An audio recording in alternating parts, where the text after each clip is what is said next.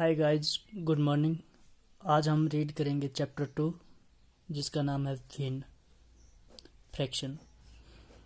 इसमें हम जैसे कि भिन्न भिन्न एक इकाई या पूर्ण जिसे हम होल नंबर बोलते हैं और जो जीरो से शुरू होता है, और जीरो इसके अलावा ये वाले जो नेचुरल नंबर होते हैं 1 2 3 4 जो भी है, तो ये जीरो को छोड़ करके बाकी, क्योंकि जीरो ओब्लिक कुछ भी होगा, मान लो 5 होगा तो वो जीरो हो जाता है। ठीक है, तो ये हमारे पास 1 2 3 4 जो भी है, तो इनका जो एक भाग होता है, भिन्न एक इकाई या पूर्ण का एक भाग होता है, इसे बोलते हैं भिन्न। ठीक है, तो मतलब यानी कि किसी मान लो आपके पास होल नंबर है 3 का 3/5, मतलब ये इसका हिस्सा, एक भाग, एक टुकड़ा, इसे ये होल नंबर का एक हिस्सा होता है, मतलब। ठीक है, या फिर 1/3 आप कर सकते हैं। ये इकाई मतलब एक, और उसका हिस्सा, उसका भाग होता है, या पूर्ण नंबर, होल नंबर जो है उसका एक हिस्सा होता है। इस तरह से एक पूर्णांक, मान लो x, ठीक है, और को दूसरे पूर्णांक इंटीजर जो माइनस इन्फिनिटी से, मतलब यानी कि आपका प्लस इन्फिनिटी तक होते हैं। ठीक है, एक पूर्णांक को दूसरे पूर्णांक से भाग देने पर प्राप्त संख्या भिन्न कहलाती है। जो भाग होगा तो वो जो होता है भिन्न के रूप में हम कह सकते हैं, वो भिन्न कहलाती है।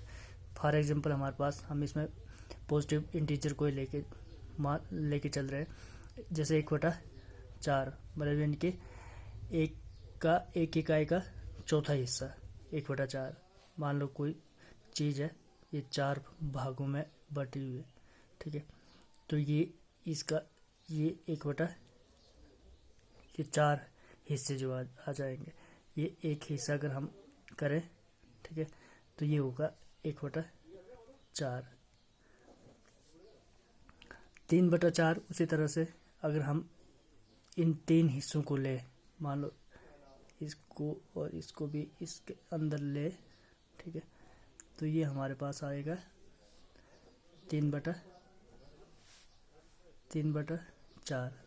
ठीक है, ये हमारे पास 3/4 आ जाएगा। उसी तरह से 3 सही 7/8, ये हमारे पास आ जाता है मिश्रित भिन्न। ठीक है, दूसरे शब्दों में अगर हम और भी मतलब बात करें, भिन्न एक संख्या है जो पूर्ण के किसी भाग को दर्शाती है।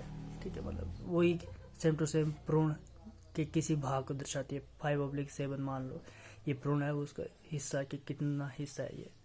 ठीक है, ये वाला डेफिनेशन आ जाती है भिन्न की, फ्रैक्शन जिसे हम बोलते हैं।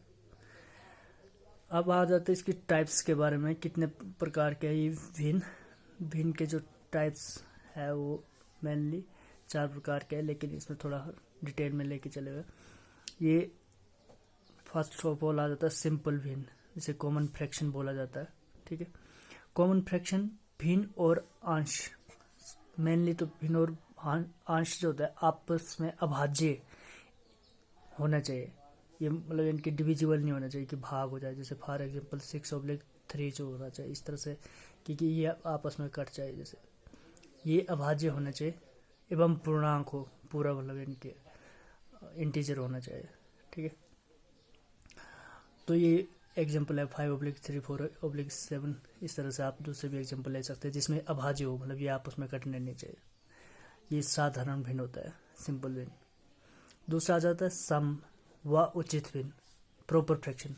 प्रॉपर फ्रैक्शन में ये होता है कि भाई हमारे पास जो हर होता है वो हमेशा अंश से, ये जैसे इसको अंश बोलेंगे, ये हमारे पास हर आएगा। इंग्लिश में इसको हम डिनोमिनेटर बोलेंगे और इसको डिनोमिनेटर बोलेंगे। तो जो अंश हमेशा जो होता है वो छोटा होता है, हर जो होता है बड़ा होता है। इसको बोलते हैं सम से व उचित भिन्न, प्रॉपर फ्रैक्शन। ठीक है, विषम व अनुचित भिन्न, इस वाले भिन्न में क्या होता है कि भाई इसे इम्प्रॉपर फ्रैक्शन बोला जाता है इंग्लिश में। इसमें आपका हर जो होता है वो छोटा होता है, मतलब इसका रिवर्स प्रोसेस जो होगा, उल्टा जो होगा। ठीक है, अपोजिट प्रोसेस होगा। तो इसमें जैसे हर जो होता था बड़ा होता था, इसमें जो होगा हर आपका छोटा होगा, ठीक है, हर छोटा होगा, अंश बड़ा होगा।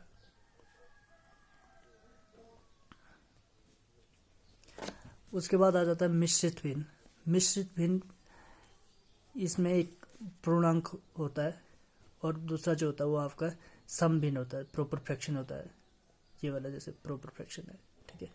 ये मतलब टोटली जब हम इसको नॉर्मली प्रॉपर लिखे हैं तो ये होता है जैसे 2 × 3 6, 6 + 1 7, मतलब यानी कि ये आपका 7/3 का निकला होता है। ये जब हम 7 को 3 से भाग करेंगे तो ये इस तरह से आ जाता है आपका। तो ये 1 जो होता है वो आपका शेषफल आ जाता है, रिमाइंडर जो होता है, ठीक है। ये डिविजिबल जो होता है और ये डिवाइजर जो होगा आपका 3, और ये जो आएगा आपका क्वेश्चन आएगा 2 जो होगा। फिर तुल्य भिन्न, मतलब इनके इक्विवेलेंट भिन्न, जैसे कि 2/3, अगर इसको हम 2 से मल्टीप्लाई करें, इसको भी हम 2 से मल्टीप्लाई करेंगे तो ये आपका 4/6, 4/6 भी हम 2/3 के इक्वल होता है। उसी तरह 8/12, 4 से हम डिवाइड करेंगे तो ये आपका 4 दूनी 8, 4 × 12, ये भी 2/3, तो ये भी 2/3 के इक्वल ही होता है 4/12। तो इसलिए ये मतलब इक्विवेलेंट भिन्न फ्रैक्शन आ जाते हैं। दशमलव भिन्न, जिसके डेसिमल फ्रैक्शन जिसके बटे में मतलब यानी कि 10, 100, 1000 जो आता है, तो वो इसमें एक एग्जांपल हमारे पास जैसे 5/100 0.05, इसको जब हम इकाई दहाई सैकड़े, सैकड़े पे 1 है, तो यहाँ पे हम इकाई दहाई सैकड़े पे हमारे पास ये दशमलव लगेगा, तो 0.05 जो होगा इसका दशमलव भिन्न आ जाएगा, ठीक है। ये थी types of fraction.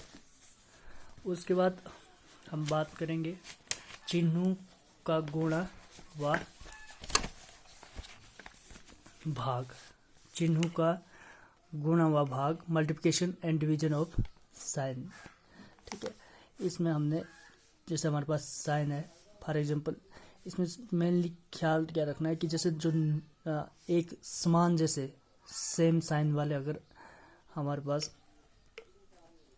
Same sign जब आएंगे तो उनका मल्टीप्लिकेशन हो या उनका डिवीजन हो तो ये पॉजिटिव आता है, ठीक है। जैसे हमारे पास negative into negative positive, positive into positive positive, उसी तरह से पॉजिटिव ओब्लिक पॉजिटिव पॉजिटिव, और नेगेटिव ओब्लिक नेगेटिव पॉजिटिव, ठीक है।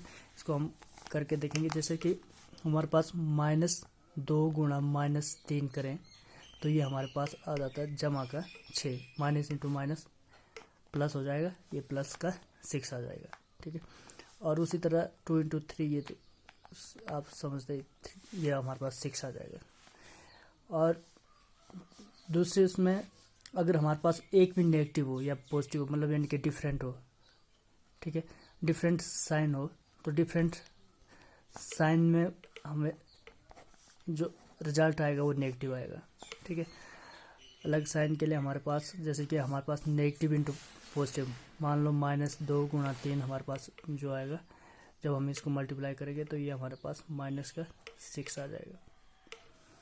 और जमा का हो मान लो 2 और माइनस का हो 3, ये जमा का 2 माइनस का 3, तो ये हमारे पास -6 आ जाएगा, मतलब यानी कि आपका नेगेटिव रिजल्ट आएगा ये। उसी तरह से जैसे हमारे पास जमा का 4 है, जमा का 2 है, तो आंसर भी आपका जमा में ही आएगा, ठीक है। और अगर माइनस में हो, माइनस का 4 माइनस का 2, ये दोनों के साइन जो है ये प्लस प्लस में थे, तो यहाँ पे अब माइनस माइनस में है, तो माइनस माइनस जो होगा वो कट हो जाएगा, तो ये आपका 2 आ जाएगा, जमा का 2 आ जाएगा, ठीक है। यहाँ पे भी ऊपर जैसे ये माइनस इंटू माइनस प्लस हो गया था। नेक्स्ट अगर ये माइनस का 4 है, ये प्लस का 2 है, तो ये साइन रहेगा नेगेटिव का, ठीक है। तो ये जैसे प्लस जो अगर हमारे पास अंश में हो और माइनस हमारा हर में हो, तो जो रिजल्ट आता है वो नेगेटिव आता है, तो इसमें ये -2 आ जाएगा। ठीक है। उसी तरह से हमारे पास अगर माइनस का, ये हमारे पास 4 है, सॉरी प्लस का 4 था, माइनस का 2 था, तब भी हमारे पास रिजल्ट जो था वो नेगेटिव में था। अब हमारे पास माइनस का 4 है और प्लस हार में हमारे पास प्लस है, तब भी ये हमारे पास नेगेटिव ही आएगा। कहने का मतलब यानी कि अपोजिट साइन में नेगेटिव आएगा साइन। ठीक है। और जब सेम होंगे, ठीक है, ये जब अलग अलग चिन्हों के लिए चिन्ह में आपका नेगेटिव रिजल्ट आएगा, मतलब इनके आपके नेगेटिव साइन आएंगे। तो यही है कुछ बेसिक मैथ। ठीक है, थैंक्स फॉर वॉचिंग, धन्यवाद।